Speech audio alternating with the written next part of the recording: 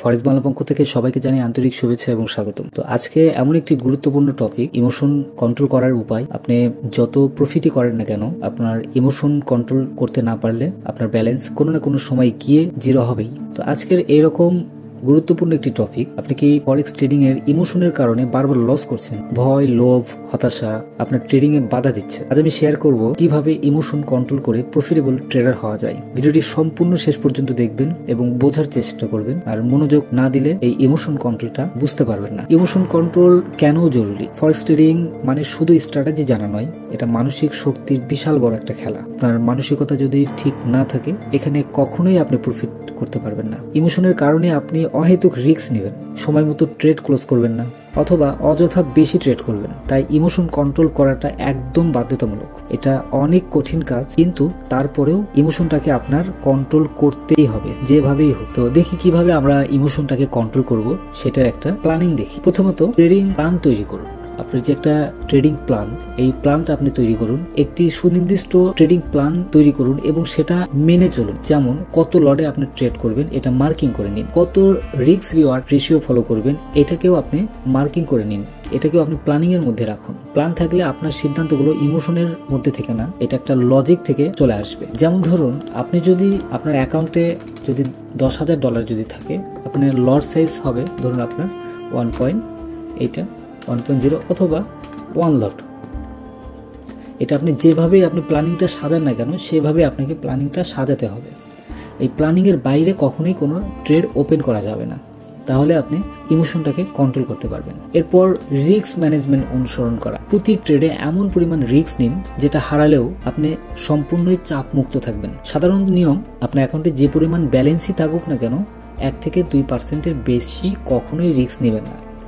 For example, ধরুন আপনার অ্যাকাউন্টে আছে $10,000। আপনি সর্বোচ্চ একটা ট্রেড যখন ওপেন করবেন, সর্বোচ্চ $100 থেকে $200 আপনি এখানে রিস্ক নিতে পারেন। মানে এই 100 থেকে 200, এইটা হচ্ছে স্টপ লস আপনি ব্যবহার করবেন। মানে এই ব্যালেন্সটা চলে গেলে আপনার তেমন কোনো রিস্ক মনে হবে না, আপনার মানসিকতার উপরে কোনো প্রকার চাপ পড়বে না।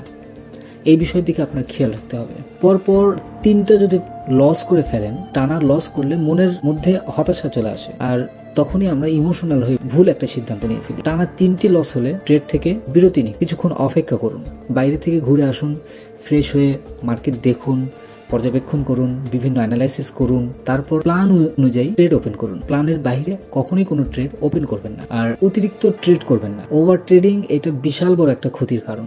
লোভ থেকে অতিরিক্ত ট্রেড করা ফরেক্স ট্রেডারদের সবচেয়ে বড় একটা শত্রু।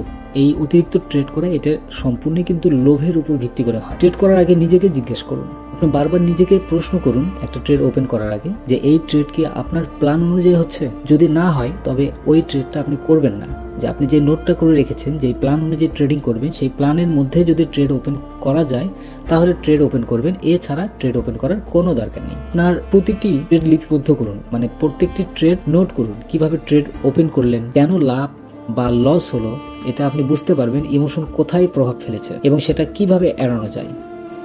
এই নোটটা যদি না করতে পারেন, তাহলে আপনি নিজেও বুঝতে পারবেন না যে আপনার কোন ইমোশনের কারণে আপনার ব্যালেন্সটা জিরো হয়েছে এবং আপনার অ্যাকাউন্টের ক্ষতি হয়েছে। কাজে প্রত্যেকটা ট্রেড ওপেন করলে, ক্লোজ করলে, এগুলো আপনি নোট করে রাখুন, যে কোন টাইমে আপনি ওপেন করেছেন, কোন টাইমে ক্লোজ করেছেন, আপনার ইমোশনে কোথায় প্রবলেম হয়েছে, এটা আপনি ক্লিয়ার বুঝতে পারবেন এবং সেটি যখন মার্ক করতে পারবেন, পরবর্তীতে ওই জায়গাগুলো থেকে এড়িয়ে আসবেন। ইমোশন কন্ট্রোল করা শিখলে আপনি শুধু একজন ভালো ট্রেডারই নয়, বরং একজন সফল ট্রেডার হয়ে উঠবেন। তাই ইমোশনের হাত থেকে বাঁচুন আর প্রফিট বাড়াতে থাকুন। এই ভিডিওটি যদি আপনার উপকারে আসে, তাহলে লাইক দিন, শেয়ার করুন, আর চ্যানেলটি সাবস্ক্রাইব করতে ভুলবেন না। দেখা হবে পরবর্তী ভিডিওতে। আর ইমোশনের উপর যদি কোনো আরো ভিডিও পেতে চান, তাহলে অবশ্যই কমেন্টের মধ্যে জানাবেন। ধন্যবাদ সবাইকে ফরেক্স বাংলার সঙ্গে থাকার জন্য।